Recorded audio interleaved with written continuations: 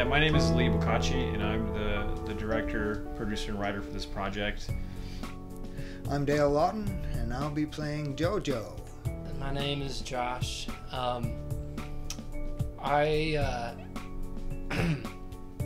don't have tons of acting experience. This isn't my first project. I've done several over the years, over the span of 10 years in Tulsa.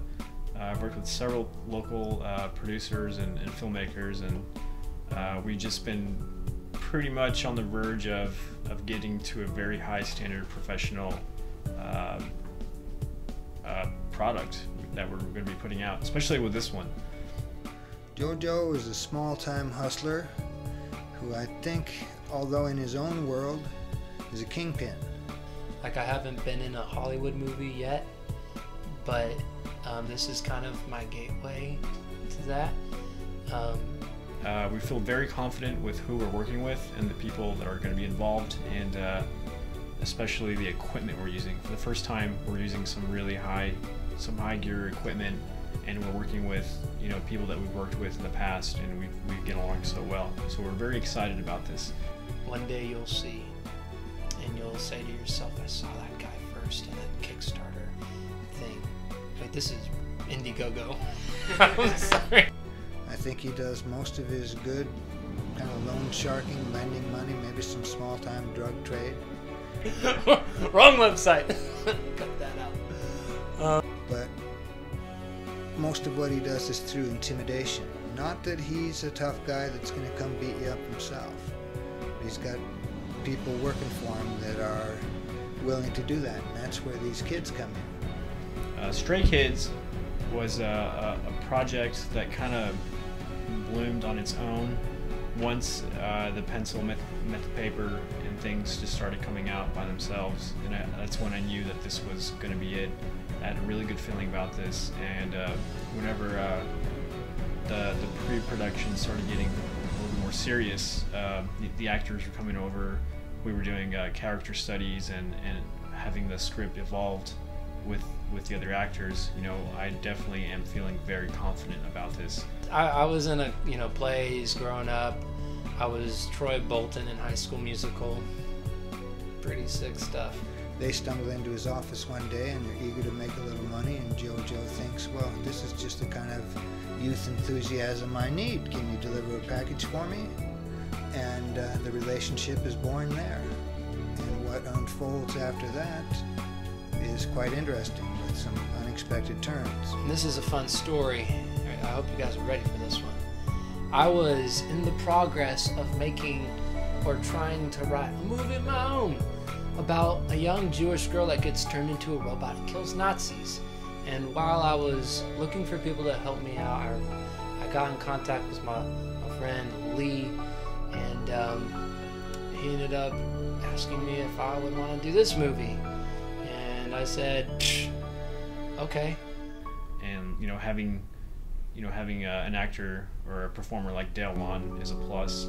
He's very talented, and he's got a lot of history with rock and roll, and I feel like a lot of my style is kind of you see a movie and it's got a kind of rock and roll feel to it, and that's what I like. I like that feel and style in a movie, and this is, even though it's not about rock and roll, it's got that feel, kind of rebellious, and it was a pretty short conversation, and then they had me read a script, and they had me do it again, and the people didn't like it, so they had me do it again. It's going to be entertaining, and it's going to be something that will have a connection, I think, with people because of what I'm trying to convey, the message of what this is all about. And they still weren't really satisfied with what I was doing, so they had me do it again. And in Stray Kids, why I'm doing this and why I picked this one, it comes down to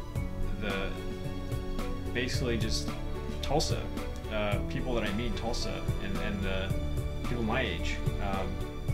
And then after all of that, they said, well, you already have the part. So, it was pretty straightforward. Well, I actually have some personal experience with the director, Lisandro Boccacci, and he called me and said he might have a part that he thought I would be perfect for. I thought, well, anything that he thinks I would be perfect for is worth listening to. And I don't necessarily consider them friends, but I would say these acquaintances, you know, they tell me their stories, and when I get to know them, I realize, wait, you have rich families? Like, why are you here? Why are you in the streets? Why don't you, you know, go back to them and make things work out, and you can go to school and have a successful, nice life? Bones is kind of a demented person. He kind of sulks around like a depressed kid that missed his Prozac. So that's what the movie's about. It's about how kids these days, they tend to either abandon what they already have, you know, what they're born into, and into something that's worse. I think sometimes he sees people with food and he thinks to himself, if I had that food, I'd be eating it right now. And he just sees people talking. And so he just gets really angry, and he takes their face, and he takes the plate, and he does this. And then he makes them eat it. And there's a character in this, a Danny boy, who does live in the streets, and he's hanging around these two other kids who are well off, but they're kind of faking that they live in the streets, and it's like they want to be in the streets, which is, to Danny, is kind of ridiculous because he doesn't have a choice. He has to be in the streets. And so this is what this whole movie is about. Lee has also asked me to contribute to the score of the film, which I've already putting together some ideas. I've been a writer of music my whole life, and I've worked on many film scores as an engineer and assistant engineer, such classics as Children of the Corn 4, Hellraiser 3, The Zero Effect, and a lot of smaller films that I'm sure no one's heard of or seen. But I'm looking forward to that endeavor as well. Like I said, they paint themselves black with a skull on the face, and this movie will be about 30 to 40 minutes. It will be part 1 out of part 2, and basically once part 1 is filmed and we can kind of see how this is going, we'll see about funding part 2. I would like to think also that they can take, after they kill somebody, after Bones made his first kill, he actually took the hip bone, the pelvis of his first victim, and turned it into a boomerang, a deadly boomerang, and he kills people with it. It goes, and it goes flying, and they're like, ha, you missed! And it comes back around, and gets him right in the back of the head, and it kills him. And making this into a full feature. And this will be, you know, sent across different film festivals, and I'll be using this to take to film school and to kind of showcase my current work, because I have such a large body of independent work, but I want to show something current, and this is why I'm doing this. It gets right there in the back of the neck, kind of where their brainstem is. So basically, yeah, if you can help out with funding, you can check out all of the some of the special gifts that you can get by donating. You can donate from $1 to whatever range that's on. They're dead. Budget, if you'd like to, and be an executive producer, which honestly would be a fantastic way to get involved in my filmmaking career, in just film production in Tulsa. Instantly after it misses and comes back, it's dead. Well, I'd like to say I appreciate everybody taking the time to take a look at this. What are we calling this? That's the instant they die. They don't even know what hit them because they thought he missed. So again, if you do like to do this, we'd really appreciate it. And also, just by passing on the word, if you know somebody who can, you know, help us with the financing aspect of it, we'd really appreciate it. And I just appreciate that simple gesture. But he didn't miss because he's a killer. Well, I appreciate you taking the time to take a look at the Stray Kids pitch video. I think this is an important little movie to be made. He kills people. After I read the script, I was immediately drawn in, and I thought, well, this is going to be a lot of fun, and it's going to be very interesting. Hey guys, thanks for spending your time watching this video.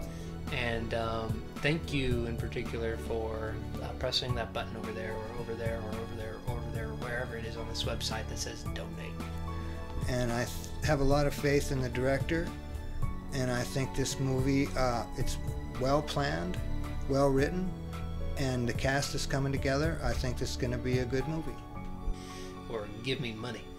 Thank you for your money. Thank you for your time. Thank you for your interest in movies, and even knowing of a website called Indiegogo.com. I never even heard of it till today.